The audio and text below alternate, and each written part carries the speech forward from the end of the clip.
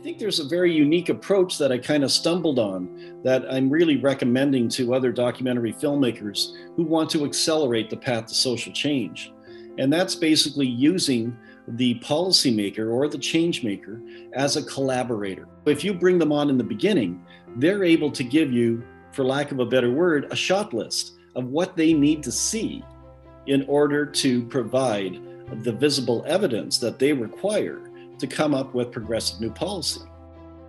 So the trick there is to work with them to find out what they need to see, what kind of visible evidence, what kind of data is necessary for them to create new policy. The way I know it works is because it happened to me. We went from 2008 to 2009 shooting in Antarctica, basically documenting the various research projects of the world's global scientific community focusing on International Polar Year. So it was a lot of things related to climate change impacts. So things like melting glaciers and declining penguin populations and the greening of Antarctica. With some of the snow and ice that have melted away because of the warming temperatures, we're now beginning to see prehistoric grass grow in Antarctica that hasn't seen the light of day in 17,000 years. We realized at the time that we were the only film crew that happened to be doing a documentary in Antarctica during that very important year of scientific research.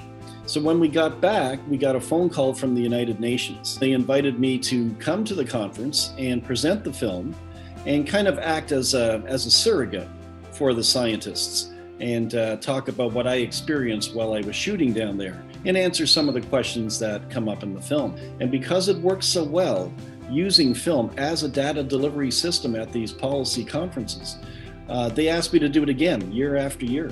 The other one that I made is a film called The Polar Explorer.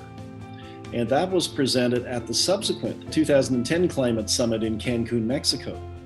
And that's the film that showed big discharges of ice coming off of glaciers and contributing significantly to rising sea levels.